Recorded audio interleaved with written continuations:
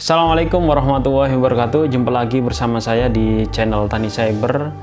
Pada kesempatan kali ini saya akan share sedikit tentang bagaimana kita membuat konten media pembelajaran khususnya untuk para pendidik.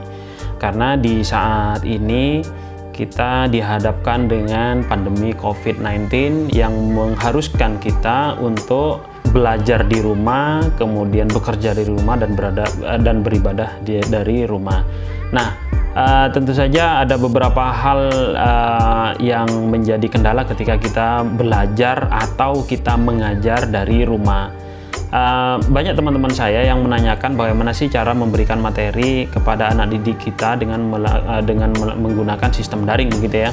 Ada beberapa cara yang bisa kita gunakan ketika kita menggunakan sistem daring pembelajarannya, seperti yang sudah dikerjakan oleh banyak guru, banyak universitas, banyak dosen-dosen selama ini, yaitu dengan menggunakan sistem e-learning. E-learning yang bisa kita gunakan itu banyak sekali, modul-modul e-learning itu banyak sekali yang bisa kita gunakan. Tetapi kita juga harus memperhatikan kondisi psikologis anak-anak kita, karena anak-anak kita itu kan tidak semuanya berada di perkotaan, tidak semuanya memiliki akses, tidak semuanya didukung oleh orang tua, begitu ya. Ada beberapa kendala, misalkan kalau kita menggunakan e-learning, misalkan ya, ada beberapa siswa atau mahasiswa yang mengatakan bahwa menggunakan e-learning itu cukup membosankan karena di situ tidak ada interaktif ya, hanya ada modul-modul, kemudian ada ujian, kemudian ada pengumpulan asesmen, tugas-tugas dan sebagainya. Nah, itu kalau kita menggunakan e-learning seperti halnya Edmodo, kemudian halnya Moodle dan sebagainya. Nah, kemudian bagaimana kalau misalkan kita menggunakan media yang lain, misalkan seperti penugasan melalui WA, kemudian melalui grup-grup Telegram dan sebagainya. Itu juga saya kira ada beberapa siswa yang mengeluhkan hal itu karena membosankan, begitu ya. Nah, artinya begini, kita harus bertanya juga ya pada diri kita sendiri, apakah anak-anak di rumah lebih tertarik untuk belajar melalui modul-modul yang kita kirim, atau dia lebih tertarik untuk bermain game, atau dia lebih tertarik untuk melihat video-video saja di YouTube, gitu kan ya. Nah, inilah guru-guru sekarang itu harus berinovasi, harus memiliki terobosan-terobosan yang terkait dengan bagaimana metode penyampaian materi yang akan kita berikan kepada siswa di masa pandemi COVID-19 ini. Nah, kalau berbicara metode pembelajaran itu banyak sekali yang bisa kita kerjakan ya, banyak sekali metode-metode yang ada seperti problem based learning, kemudian ada project based learning, kemudian ada game based learning. Nah, ini game based learning kalau misalkan kita cukup menarik juga ya, karena akhir-akhir ini game based learning ini menjadi cukup banyak dibahas di webinar-webinar yang ada. Game based learning ini bisa menarik minat siswa ya.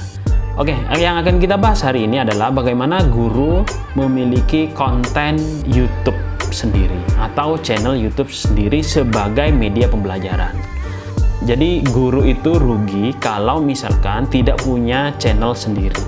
Guru itu rugi kalau misalkan dia tidak menggunakan media YouTube ini sebagai media pembelajaran. Ya, kenapa saya katakan rugi? Karena anak-anak kita sekarang itu lebih cenderung, lebih suka, lebih intens untuk melihat atau dekat dengan namanya YouTube. Ya. Kenapa anak-anak kita lebih fokus pada YouTube daripada melihat materi pembelajaran kita? Kenapa anak-anak itu lebih senang melihat YouTube hiburan daripada melihat materi atau modul-modul yang kita berikan, yang kita kirimkan melalui daring? Nah, kenapa? Iya, karena mungkin materi-materi kita tidak menarik buat mereka, begitu. Nah, kali ini saya akan membahas bagaimana mengemas materi pembelajaran yang kita miliki itu ke dalam sebuah media YouTube, gitu ya. Ada beberapa kelebihan kalau misalkan kita menggunakan YouTube, begitu ya. Yang pertama, kalau guru atau pendidik atau dosen memiliki YouTube, yang pertama adalah Dia memiliki materi yang tidak terbatas. Banyak sekali materi yang bisa kita sampaikan. Bayangkan kalau misalkan kita tiap hari ngajar di kelas begitu ya, kita konversi materi-materi yang kita ajarkan di kelas itu menjadi sebuah video yang menarik. Ya, ini juga saya lakukan di video-video saya di channel ini. Silahkan diobok-obok, dilihat-lihat semua, dilihat-lihat. Saya juga menggunakan media YouTube ini sebagai media pembelajaran yang saya berikan terhadap anak. Di samping itu ada pengawasan juga di luar sistem ini.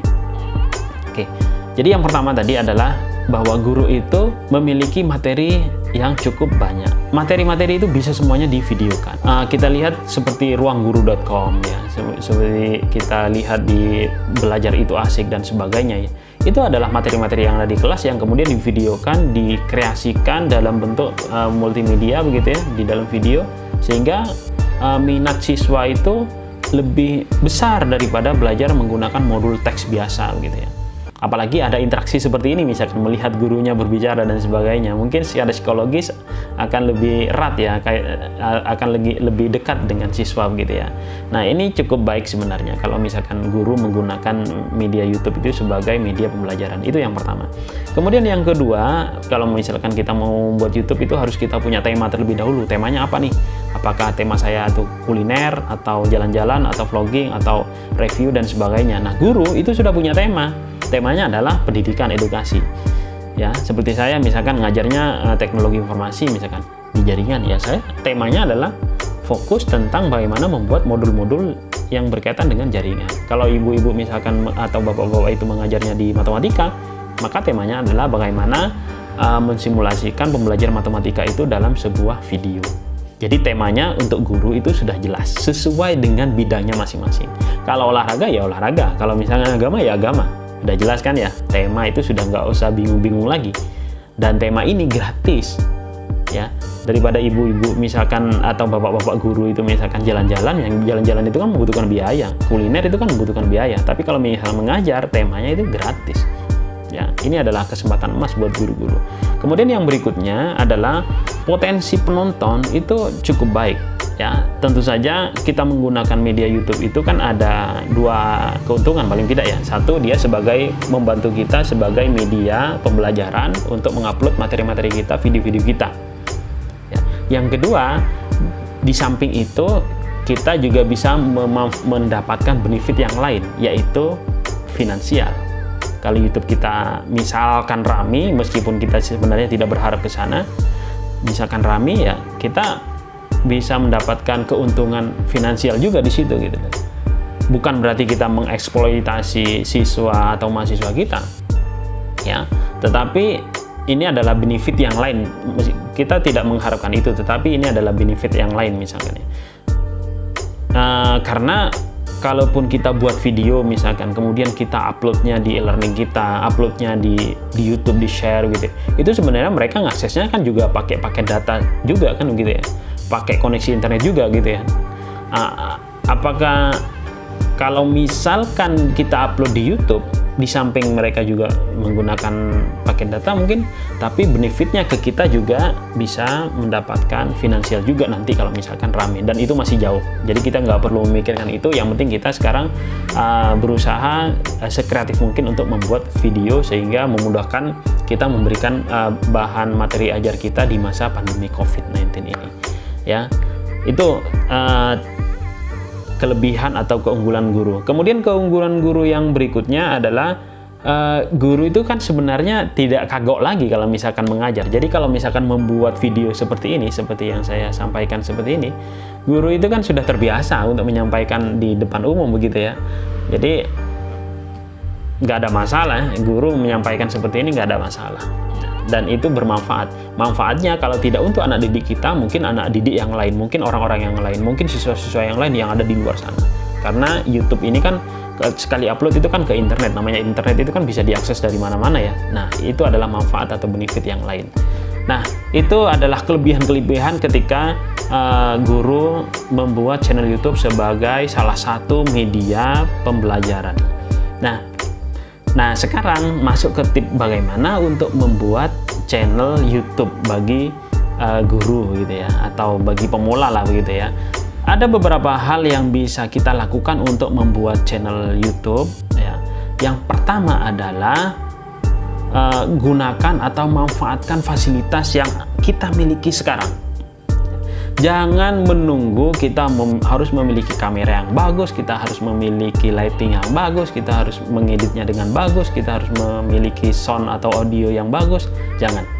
Jadi kita manfaatkan apa yang kita miliki sekarang. Pak, nanti videonya jelek, nanti videonya nggak enak dilihat. Coba lihat deh, channel-channel yang sekarang yang bagus-bagus itu, lihat video pertamanya, itu juga jelek. Nggak mungkin langsung bagus. Bisa jadi bagus karena memang dia sudah berpengalaman di media lain misalkan. Tapi kalau jelek ya, kita evaluasi. Jadi kita upload, kemudian kita evaluasi. Oh, kita punya uang, kita nambah mic-nya supaya bagus. Kita upload lagi, oh kita punya uang, oh kita tambahi kameranya yang bagus, kita tambahi lighting-nya yang bagus dan sebagainya. Tetapi poinnya di sini jangan nunggu punya atau memiliki peralatan yang bagus dulu. Manfaatkan peralatan yang ada. HP satu pun jadi. Seperti ini kan jadi ya. Ini hanya modal HP mengajar ya sudah jadi begitu. Nah, itu cara atau triknya untuk memulai menjadi YouTuber pemula begitu ya, bagi guru ya. Kemudian yang kedua adalah sebisa mungkin materinya itu fresh.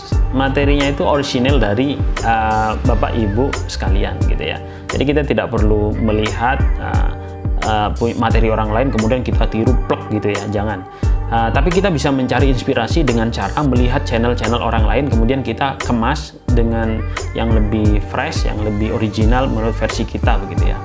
Kemudian yang ketiga, proses mencari ide. Saya kira untuk menjadi YouTuber pemula bagi Bapak Ibu guru untuk mencari ide itu tidak sulit ya, karena kita sudah tetapkan tujuannya di awal adalah sebagai media atau memberikan materi pembelajaran terhadap anak didik kita di masa pandemi Covid begitu ya. Itu sudah ide yang brilian, ide yang luar biasa yang orang lain tidak miliki selain guru mungkin ya. Orang-orang lain di sana menjadi YouTuber pemula itu bingung mencari idenya. Apakah saya mau ngeprank orang begitu ya? Apakah saya mau kuliner gitu ya? Apakah saya mau jalan-jalan, vlog dan sebagainya? Ada yang membuat tutorial make up, ada yang bernyanyi fals dan sebagainya. Dan itu sangat membingungkan sebenarnya bagi mereka untuk mencari ide, karena ide ini cukup sulit ya. Tapi bagi guru mengajar karena sudah terbiasa, kita hanya memindahkan gaya kita mengajar di kelas menjadi gaya kita mengajar di depan kamera, itu saja. Kemudian tips yang berikutnya, kalau misalkan kita mau membesarkan channel kita ke depannya, yaitu dengan rajin-rajin mengupload video. Nah, video ini sangat penting kalau misalkan Bapak Ibu mau konsen, mau intent menjadi YouTuber, harus sering-sering mengupload video supaya nanti viewernya kita atau video-video kita juga direkomendasikan oleh YouTube, sehingga penonton kita itu tidak hanya siswa kita, tidak hanya mahasiswa kita, tetapi orang-orang yang di luar sana itu juga tertarik untuk melihat video kita. Artinya kita akan terbentuk komunitas di sana ya. Jadi sama halnya seperti ngajar lah. Kalau ngajar Bapak Ibu tiap hari itu ada di kelas, nah ini Bapak Ibu tiap hari membuat konten, itu juga cukup baik ya. Cuma di YouTube itu paling tidak kita tidak usah tiap hari untuk mengupload, tapi cukup 3 hari atau 4 hari untuk mengupload video kita. Dengan demikian nanti Bapak Ibu video-videonya itu akan direkomendasikan oleh algoritma YouTube supaya bisa ditonton oleh orang-orang yang mencari video-video yang terkait dengan media pembelajaran. Kemudian kalau misalkan tips yang berikutnya, kalau misalkan Bapak Ibu mau menjadi besar YouTube-nya, nanti tidak perlulah nanti minta subscribe pada orang lain begitu ya. Misalkan ada tuh yang banyak di komentar sub for sub, misalkan subscribe balik ya, kemudian padamkan apinya dan sebagainya. Itu tidak perlu ibu-ibu lakukan. Ibu-ibu nggak usah memikirkan itu. Yang penting Bapak Ibu itu hanya membuat video saja dengan baik ya, itu saja. Karena tujuan kita di sini tidak semata-mata mencari subscriber, tidak semata-mata mencari keuntungan finansial, tetapi tujuan kita adalah membuat materi pembelajaran yang akan kita gunakan selama masa COVID-19. Terlebih kalau misalkan kita mendapatkan keuntungan finansial, itu adalah bonus bagi kita. Tips yang berikutnya adalah berinteraksi dengan orang lain. Nah, berinteraksi dengan orang lain melalui media sosial seperti Instagram, kemudian ada Facebook, kemudian Twitter dan sebagainya, itu akan membuat video kita akan semakin mudah untuk dikenali orang lain. akan semakin mudah orang menilai bahwa video kita itu akan bermanfaat. Yang berikutnya, mungkin Bapak Ibu minder ya, kalau misalkan buat materi mungkin di YouTube, kemudian ditonton oleh banyak orang, jangan-jangan nanti banyak yang mengkritik materi saya salah, atau materi penyampaian saya salah, atau gaya bicara saya salah. Nah, Bapak Ibu, ada kalanya hal-hal yang tidak membuat pede kita itu muncul ya, seperti itu ya. Aduh, saya nggak pede malu, takut ada yang lebih pintar dari saya. Saya nggak pede takut ada yang lebih bisa dari saya. Nah, itu buang jauh-jauh hal seperti itu. Nah, karena itu yang akan menjadi penghambat Bapak Ibu untuk berkreasi, Bapak Ibu untuk membuat sebuah video pembelajaran, Bapak Ibu untuk menciptakan sesuatu yang bermanfaat untuk anak didik kita. Jadi kita tidak perlu minder, tidak perlu pede, tidak perlu takut untuk dikritik orang lain, silahkan. Karena kita hanya sharing ilmu saja. Barangkali ada yang bisa lebih mampu daripada kita, ya kita nggak apa-apa. Kita dengan terbuka kita menerima masukan-masukan dari orang lain. Kemudian yang berikutnya adalah sabar dan terus berkarya. Itulah kira-kira yang harus diperhatikan kalau misalkan Bapak Ibu mau menggunakan YouTube sebagai media pembelajaran. Untuk contoh media pembelajaran atau contoh video-video pembelajaran itu bisa Bapak Ibu searching di Google, itu banyak sekali, dan juga bisa dilihat di channel saya, itu ada beberapa contoh video-video yang bisa digunakan sebagai media pembelajaran, baik itu menggunakan video seperti biasa tatap muka seperti ini, kemudian ada juga video yang saya menggunakan animasi, ada juga yang video tutorial menggunakan laptop, kemudian ada kita di sana di dalamnya untuk menjelaskan dan sebagainya. Banyak sekali caranya. Terima kasih, mudah-mudahan ini bermanfaat dan cukup membuka wawasan untuk Bapak Ibu guru pengajar. Saya akhiri, mohon maaf jika ada kesalahan. Assalamualaikum warahmatullahi wabarakatuh.